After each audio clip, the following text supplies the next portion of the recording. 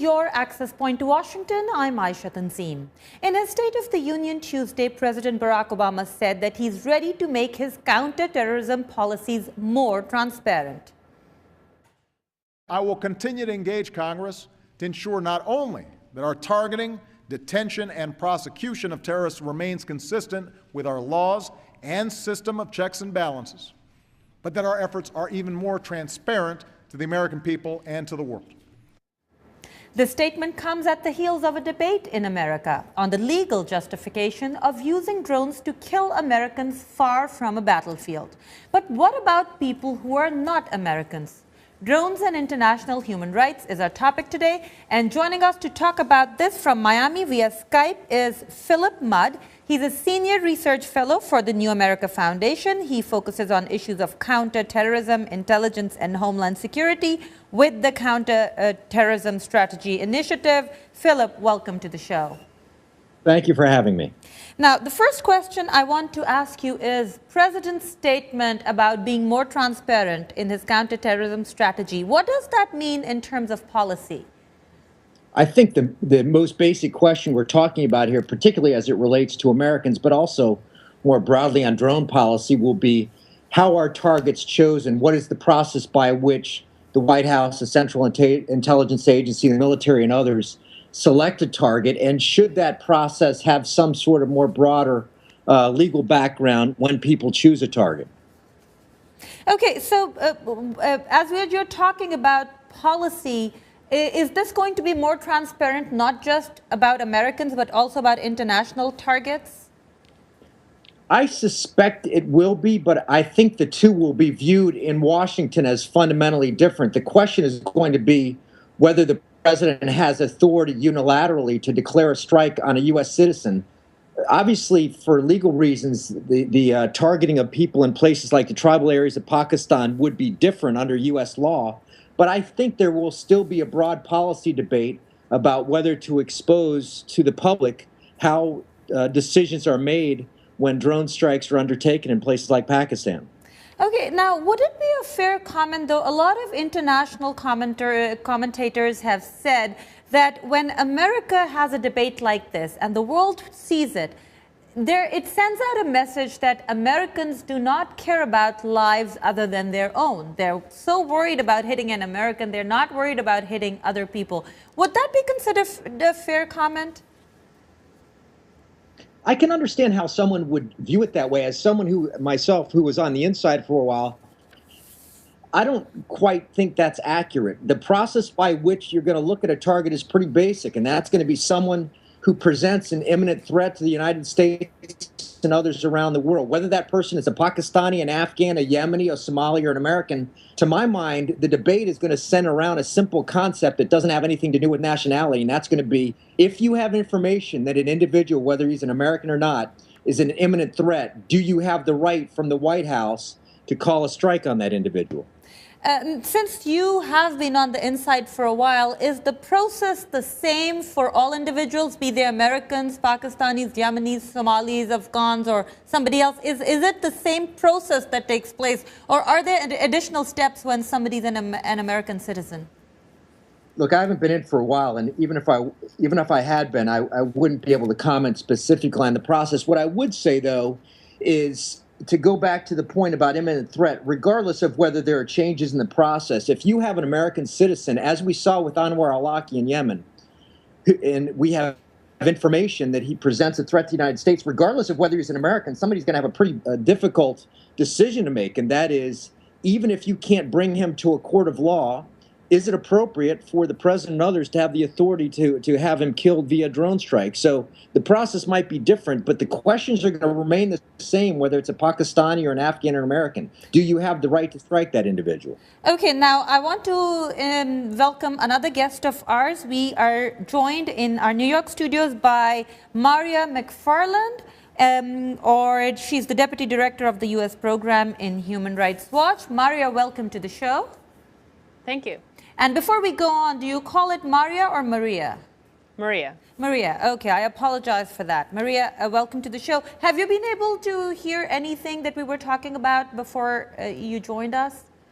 I'm afraid I caught only a little bit at the end there. So we were discussing whether this whole debate on drone strikes and whether it's okay to hit Americans unilaterally without having a trial with drones, does it send a message out to the world that it is more important for America to care about American lives than it is to care about the lives of others? That may be. I mean, under international human rights standards, it really doesn't matter what the citizenship of the person in question is. The analysis of whether you can target them under the laws of war or under international human rights law is the same. The question is whether the person is directly participating in hostilities and whether there's an armed conflict. With the case of al-Awlaki, what the key to the analysis there would be, was he playing an operational role in an ongoing armed conflict with the U.S., or was he simply a propagandist? Whether or not he was a U.S. citizen wouldn't really matter under international standards. That being said, U.S. constitutional law may offer additional protections, and it's understandable that U.S. citizens would want to have those protections enforced. What we would call for is that international law also be enforced. Okay, now before we go on, we asked a Facebook question and we asked comments from our visitors, our viewers. Let's put that Facebook question up on the screen so everybody can see it. We asked, do you think the use of drones is ever justified? Some of the comments that we received, Syed Majid Hussain Shah said, no, we don't support such way of USA. It's like might is right. No, not under no international law supports such decision attacking drones. It's against the sovereignty of any country. There were some other people who agreed with him. Ibrarullah Fateh said, no, it's not justified. By doing so, thousands of innocent people are being killed. Therefore, it must be stopped. Some other people condemning these, and drone strikes must be stopped right now. So going back to this question of drone strikes under international law, where do we draw the line between a criminal activity which requires you to bring someone into a court of law and try them, and an act of war which maybe allows you under international law to go and strike them down? And I'll start with you, Maria, and come to you, Philip. Well, international law sets out standards. You'd have to have an armed group with a certain level of organization, that there has to be a certain level of violence involved, such that you're talking about an armed conflict between the U.S. and another country, or the U.S. and an armed group. You know, if you're just talking about one individual sitting at home plotting an attack, that's not an armed group, and that's not an armed conflict. Philip, where do you think the government should or does draw that line?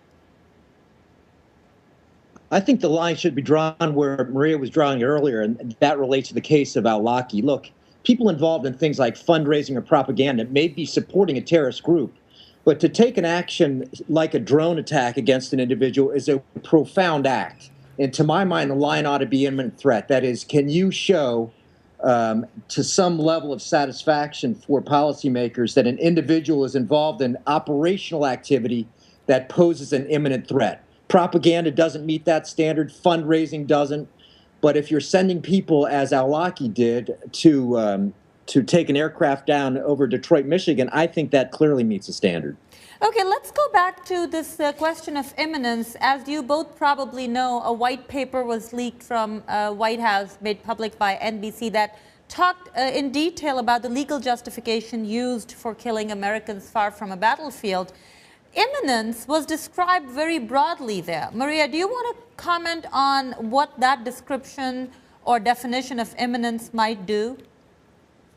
Yeah, there was a very broad definition of imminence there.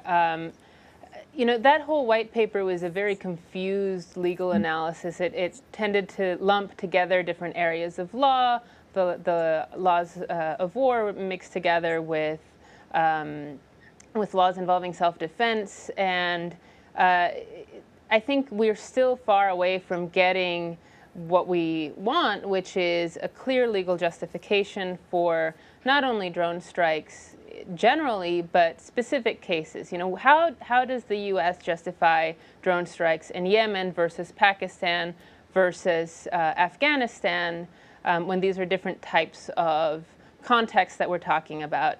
And how does it justify specific strikes against specific individuals? And so far, the U.S. has been pretty unwilling to release that information, which is necessary to really determine what's going on here and to ensure accountability when there are violations of those laws. Philip, do you agree with Maria? A, and B, please tell me, as a counterterrorism expert, how delicate is the line that the government has to draw between what the government says is imminent, a plan in action, or as they described in the paper, not necessarily a plan in action, but an individual that does plan something, has done so in the past, and has not, stopped doing that? I mean, to me, I'm not a lawyer, but the discussion about imminence to me is less critical than the discussion about the question of whether someone is engaged in operational activity, that ongoing operational activity, to plan or execute a strike.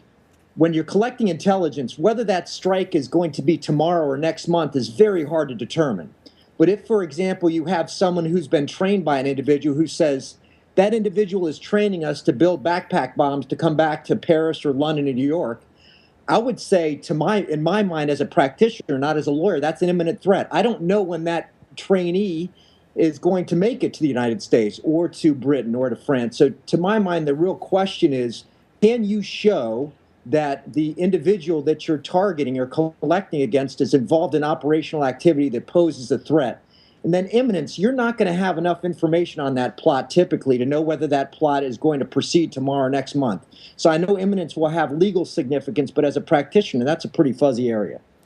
Maria, let's bring in another Facebook comment, and I want you to, let's talk about that as we bring it in. Mr. Aftab Alam, and this comment is in favor of drones. He says, drones must continue until every last terrorist is wiped out. Good job by the USA. Maria, does the success of the program justify it? Does what Philip just said, if the program's able to stop people before they reach USA, does that justify it? I think we have no idea what's going on with the program. We don't know if the program is being successful. We don't know how many civilians it may be killing. I think it's really impossible to say whether the program itself is justified without knowing a lot more about it. Certainly the use of drones can, in certain contexts, be legal, or rather the types of attacks, targeted killings, which is what we're talking about here, can be legal if you're talking about an armed conflict. The big question is this really an armed conflict in all the situations that we're talking about? And are these people directly participating in hostilities? Or is the U.S. expanding and expanding the notion of what it can do in a way that's dangerous in terms of the precedent it's setting for the world? Now, you just said, how do we describe if it's an armed conflict? How would it be described an armed conflict under international law? And some also argue that this may be a case of international law not up to date with the new kind of warfare that's out there. As I said before, there's a set of standards that applies to define an armed conflict. The U.S. believes that it's in an armed conflict with Al-Qaeda. The question is, in places like Yemen or Pakistan, when you have places that are not clearly a defined battlefield like Afghanistan is, what can you do? There's some understanding that when you're talking about people who are directly participating in hostilities, that you might be able to target them. But if the laws of war don't apply for whatever reason, then it's a very different analysis. And this whole issue of imminence actually doesn't really come into play. Okay, so let's move on to another aspect of it, which is violating another country's sovereignty. Again, under international law, I want you, especially Maria, since you deal with the legal aspects of it, to comment, which is the U.S. justified in saying it's okay for us to go into another country's territory and take out a potential terrorist because the country is either unwilling or unable to do the job itself? again, that boils down to whether there's an armed conflict. Now, what we're talking about is whether there is a justification for an act of war. That's what we're talking about there. So what you're suggesting is that if an act of war, a justification can be provided for it, then the U.S. can potentially go into another country's sovereign territory and take out somebody. This gets very tricky. Normally what I deal with is the laws of war once you are at war. Okay. Whether there is a justification or not is a very complicated question. The U.S., all I can say is that the U.S. is offering a very expanded account of who it's at war with and where. And even the notion of who belongs to Al-Qaeda has expanded. You now have Al-Qaeda in the Arabian Peninsula, you have Al-Qaeda in Somalia. And I think it is a very dangerous precedent to have the U.S. starting to say, well, anywhere in the world that there is a person who is plotting against us, we can target them. I'm not sure the U.S. would feel so sanguine about this if we're talking about China going after an ethnic Uyghur in New York City that the U.S. was unwilling to apprehend. And you point out a very interesting point, Philip. I want to come to you with this. Is this a case of the U.S. Not realizing, or maybe you know that the U.S. does realize and is working on it, that the U.S. is not going to monopolize the drone technology forever? What if Russia, China, or other countries start using it for the very same purposes that the U.S. is using it? I think this is the really interesting part of the question. To my mind, there are two separate things we have to consider here. The first is the effectiveness of these operations. I think that's, I personally, I know this is not agreed upon. I would take that off the table. As an insider, extremely effective operations. The other question is the appropriateness, and that involves obviously legality. To my mind, that is the more interesting question. When you're in a war zone, like Afghanistan or Iraq, I would just simply view this as another way to deliver a weapon. When you're in a country like Yemen that's requesting assistance, to my mind also that clearly falls within an area that the U.S. should pursue in the future. The real question is going to be, as you say, when you get into disputed areas where we might have differences of opinion, for example, let's say in Syria, with the Chinese or the Russians, what happens when that technology starts to expand, like what we saw in the nuclear race decades ago? I think there's going to have to be conversations about how different players, Russians, Chinese, Iranians, Americans, can execute strikes in places where there is potentially not an imminent threat. I wouldn't see an imminent threat from Syria, for example, and where there is not a uniform, universal understanding that that battlefield is an area we should be intervening in. Okay, so that's what I'm saying, that this is something, is this a case of the technology going ahead of the laws, or Maria, is this a case of the laws are already out there, it's just the interpretation of them that needs to happen? No, I think the laws are there. I don't think the technology changes the laws necessarily. This is a decision by the U.S. to use its technology in ways that it hasn't before. I mean, in theory, the U.S. could have used any number of weapons in Pakistan and Yemen, also for targeted killings, and they would raise the same legal questions. You know, drones make that easier, for sure, and but the bottom line legal questions about when it's okay to target someone remain the same. Now, there is a separate issue, which is, you know, with the proliferation of drones, potentially, of armed drones. Already there are many countries that have surveillance drones. You're going to have other countries also tempted to use them in these ways. And as drones evolve and become smaller, even harder to detect, there will be a need probably to review how to control them. Okay, now Philip, I want to go back to one thing you said, which is they're very effective.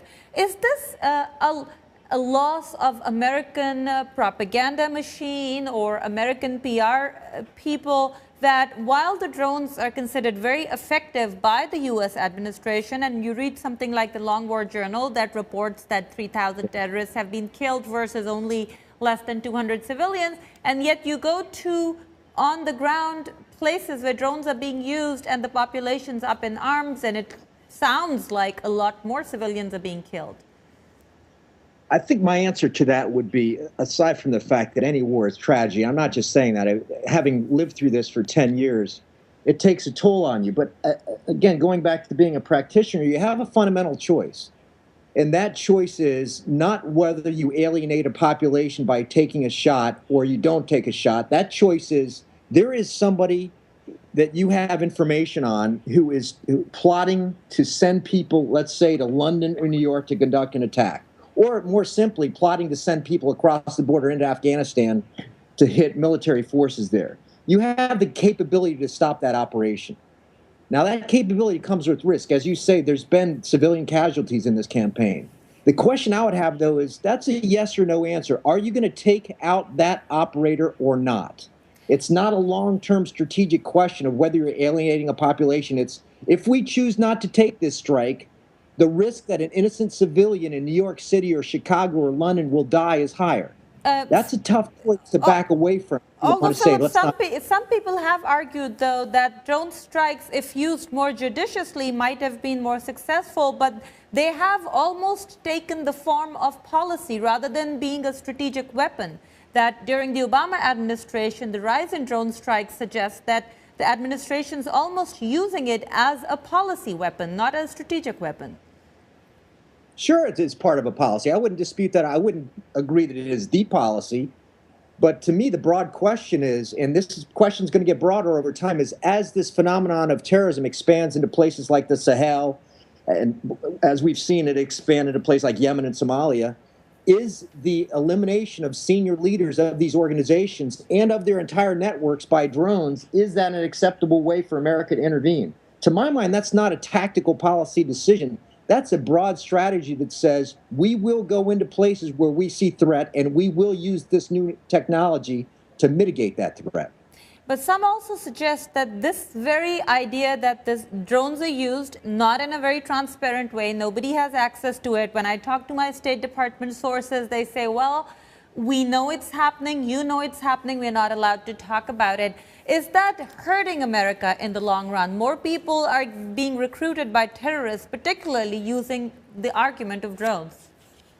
Well, first, I would dispute the fact that more people are being recruited by terrorists. I think terrorism is dying as a global phenomenon, and I think the threat to the United States is far less than it was even 5 years ago. But I think that America has to be seen as a place where rule of law dominates. I think that the drone debate should enter more in the public domain. Let me make one point, though. This argument that this is an opaque process, I don't buy it. When you have somebody, whether it's in Yemen or Pakistan, and you have intelligence on that person that says they're plotting against the United States, and you can locate that person, you're going to shoot them. I mean, I know people would like to see what's behind the curtain. It's not that complicated. We shoot people who are involved in operational planning against the United States. It's just not that...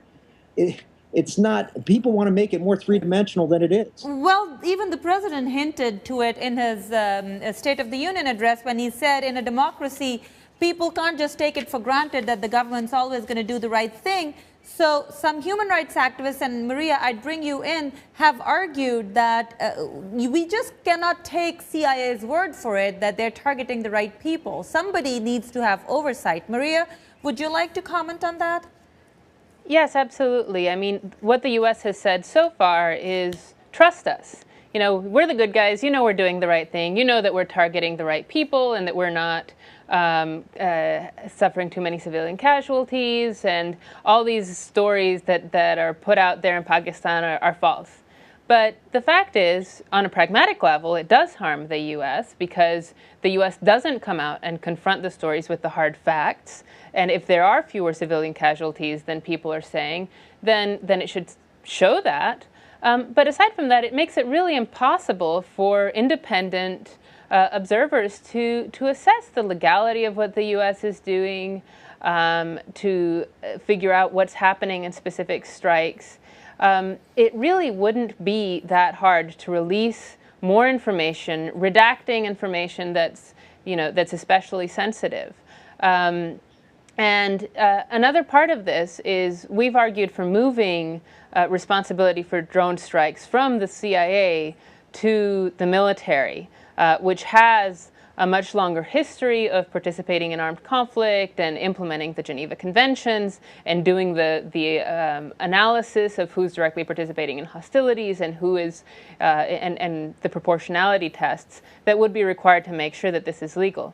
The military would also have a better system in place to compensate people who are improperly hurt and to hold accountable people who do engage in abuses or carry out drone strikes inappropriately. Okay, Phil, what would be the problem with having it move from CIA to the military? Is that something that people are thinking about inside the administration? Is it on the table? Do they like the idea? Do they dislike it? It's something that has been discussed. Even John Brennan has, my understanding is, has endorsed the idea of moving the responsibility for these strikes to the military.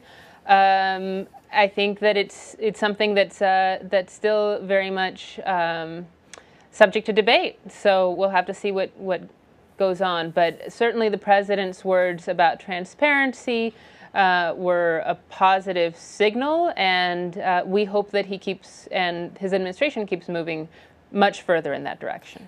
Philip, what do you think? Good idea, bad idea?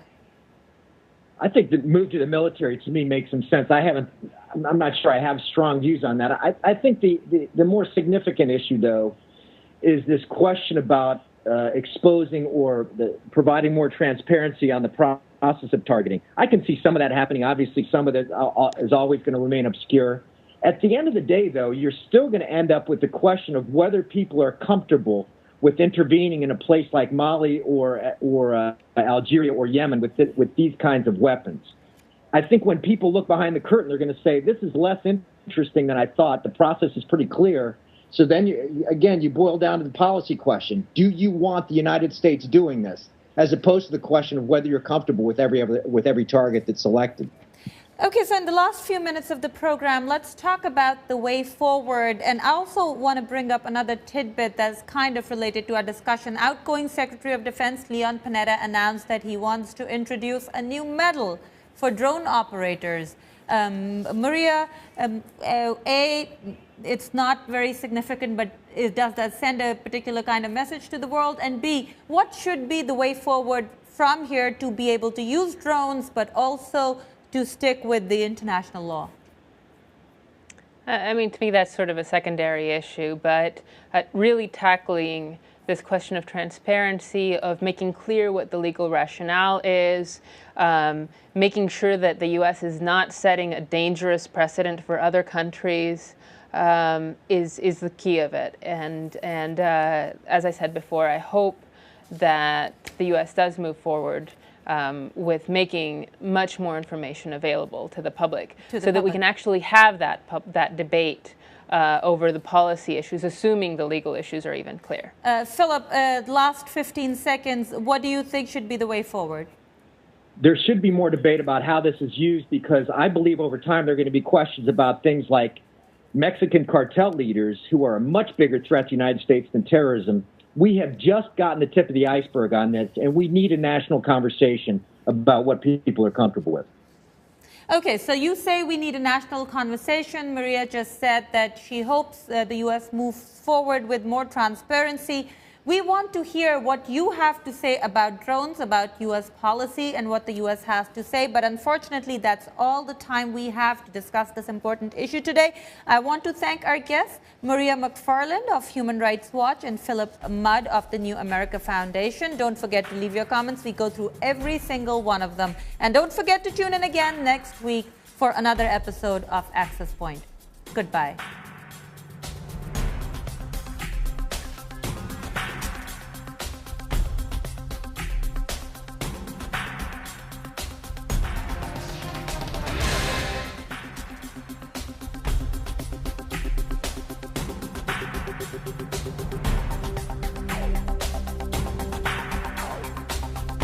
here, particularly as it relates to Americans, but also more broadly on drone policy, will be how are targets chosen? What is the process by which the White House, the Central Intelligence Agency, the military, and others select a target? And should that process have some sort of more broader legal background when people choose a target?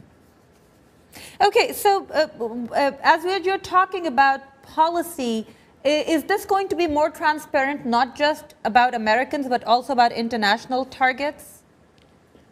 I suspect it will be, but I think the two will be viewed in Washington as fundamentally different. The question is going to be whether the president has authority using drones to kill Americans far from a battlefield. But what about people who are not Americans? Drones and international human rights is our topic today, and joining us to talk about this from Miami via Skype is Philip Mudd. He's a senior research fellow for the New America Foundation. He focuses on issues of counterterrorism, intelligence, and homeland security with the Counterterrorism Strategy Initiative. Philip, welcome to the show. Thank you for having me. Now, the first question I want to ask you is President's statement about being more transparent in his counterterrorism strategy. What does that mean in terms of policy? I think the most basic question we're talking about laterally to declare a strike on a U.S. citizen, obviously for legal reasons, the targeting of people in places like the tribal areas of Pakistan would be different under U.S. law. But I think there will still be a broad policy debate about whether to expose to the public how decisions are made when drone strikes are undertaken in places like Pakistan. Okay, now would it be a fair comment, though, a lot of international commentators have said that when America has a debate like this and the world sees it, it sends out a message that Americans do not care about lives other than their own. They're so worried about hitting an American, they're not worried about hitting other people. Would that be considered a fair comment? I can understand how someone would view it that way. As someone myself, who was on the inside for a while, I don't quite think that's accurate. The process by which you're going to look at a target is pretty basic, and that's going to be someone who presents an imminent threat to the United States and others around the world. Whether that person is a Pakistani, an Afghan, a Yemeni, a Somali, or an American, to my mind, the debate is going to center around a simple concept that doesn't have anything to do with nationality, and that's going to be, if you have information that an individual, whether he's an American or not, is an imminent threat, do you have the right from the White House to call a strike on that individual? Since you